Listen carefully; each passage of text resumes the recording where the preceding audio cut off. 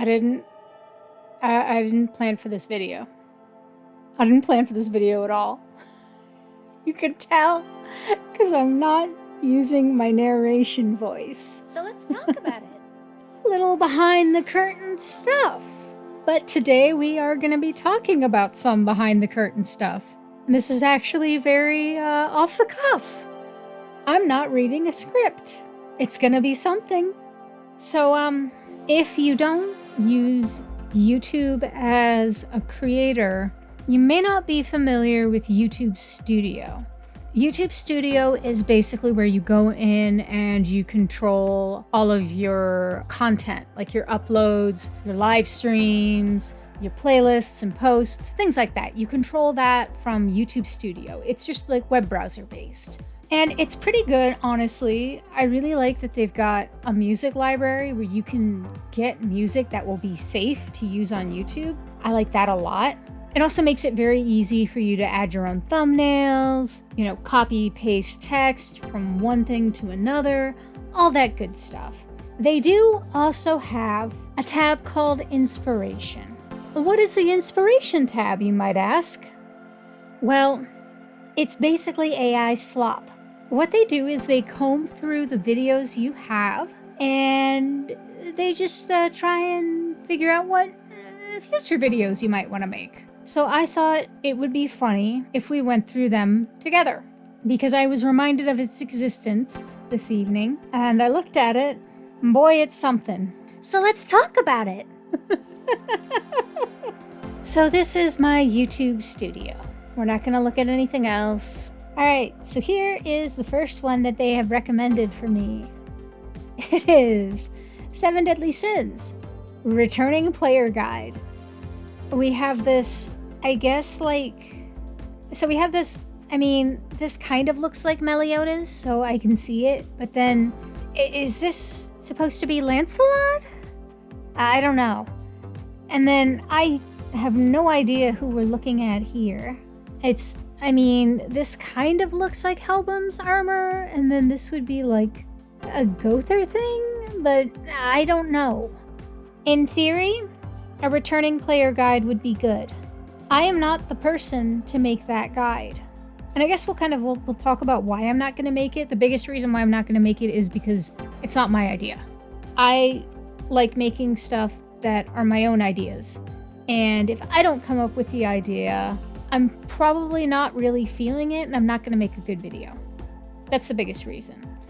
But another reason is I'm not really the person to talk about this. I did a video in 2023 on boosting your CC, which is your account's combat class. And yeah, I am a good person to talk to about that because I have 2 accounts now that are both over 10 mil and one is purely free to play.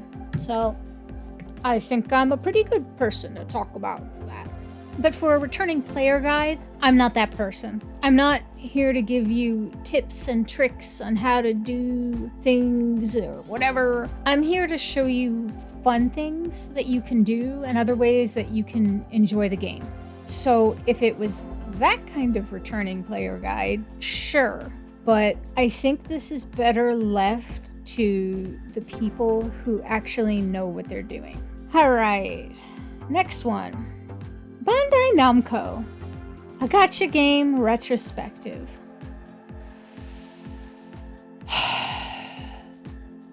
Wait, I was going to say something and then I looked at the AI slop thumbnail. Galdai game retrospective. AI is the future, you guys. Bandai Namco's gacha game history is explored. From the heights of what? Namco never had any heights with gacha games. Like, Bandai Namco gacha games. Okay, I've heard things about the Dragon Ball ones, so I guess I take back the Bandai Namco never had any good gacha games, but also they're Banco. Oh look, it's our good friend Tales of Cristoria. One issue I have with them is lack of interaction with their player base. Yeah. Their social media accounts are mainly for announcements and events. Yeah. Another is if it's not Dragon Ball or Sword Art Online, it's probably gonna fail in the West. They will make a decent mobile game, but after they release it, it seems like they divert all the staff to a new project. This is exactly it. So, this in theory is interesting, but I have zero, and I mean zero, desire to touch any Bamco gacha game again. A friend sent me a picture the other day that they took outside of the Bamco headquarters in the US, and I was just like, why would you do this to me? All right, next one. The future of gaming. Remakes versus new games. Current gaming landscape is filled with remakes of classic titles. Jesus. Oh yeah, okay, so if you click on them, it gives you basically like a breakdown of what the idea is and like the different hooks. Like the current gaming landscape is filled with remakes of classic titles, but does this trend signal the future of gaming? This video explores the pros and cons of remakes versus new game development, offering insights into the future of gaming for passionate players. In theory, that's an interesting video. That's not the kind of video that I would make. I just talk about stuff I like. Like it outlines it, and then it makes you like these AI slop thumbnails and gives you titles. And here's the thing. The best YouTube advice I got from a bigger creator was the best YouTube titles are the ones that suck. So make your title suck and it will do great. Every video I've done that wasn't Why Did Tales of Christoria Fail, that had a bad title in my opinion, has done pretty well.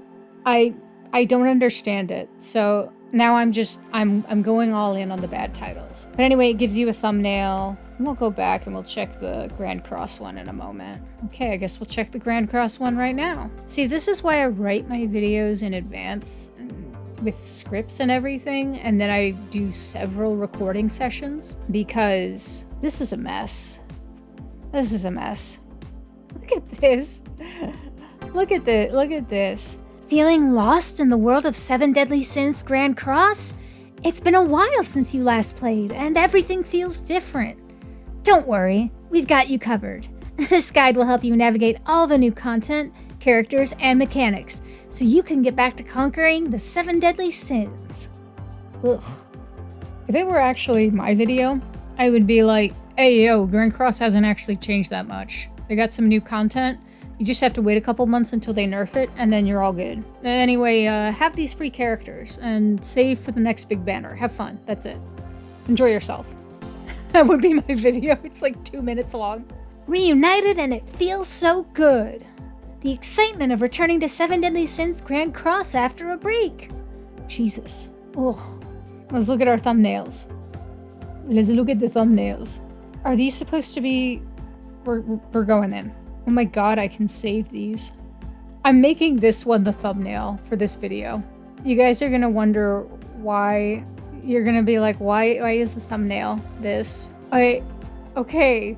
Hey guys, look, it's the 7 Deadly Sins. 1, 2, 3, 4, 5, 6. We have envy. Okay. Lust. Wrath. Abuse of power. Covetousness. And covetousness again.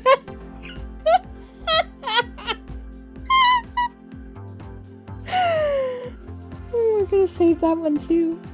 I'm gonna like full screen it. Oh my god. I don't know who this is supposed to be. I don't. And then it just kind of shows you who it's basically jacking it from.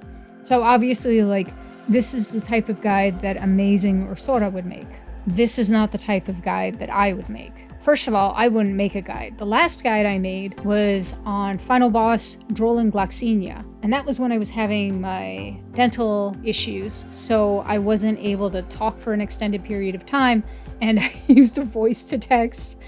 That was the best guide I've ever done. That guide was funny. Anyway, let's get back to this. The future of gaming, remakes versus new content. Interesting video topic, but not really one that I'd want to talk about, because personally, I feel like remakes can be compelling. The best example of a remake that I can think of off the top of my head, and it's literally just because I'm looking across the room at my game shelf, but it's the Resident Evil remakes. They take the core game and they make it into something new. I would actually probably be interested in talking about why the Resident Evil 4 changes work, because I was someone who is on record as saying Resident Evil 4 does not need a remake. And then they knocked it out of the park with that game. That game was amazing, and I love the original, but the remake just made it even better. From story to gameplay, obviously graphics. That was a good game. In terms of the industry as a whole, I don't know. I don't think that I personally am equipped to talk about this. I think this would be more interesting for a group to discuss, specifically a group of people who play different types of games, because then you'd get the perspective of someone who plays remakes of like action games versus someone playing remakes of RPGs or things like that. And let's see here. The very last one that we have. Why did Tales of Krystoria fail?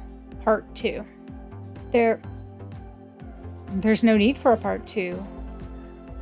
The game is dead and in the ground and has been since 2022.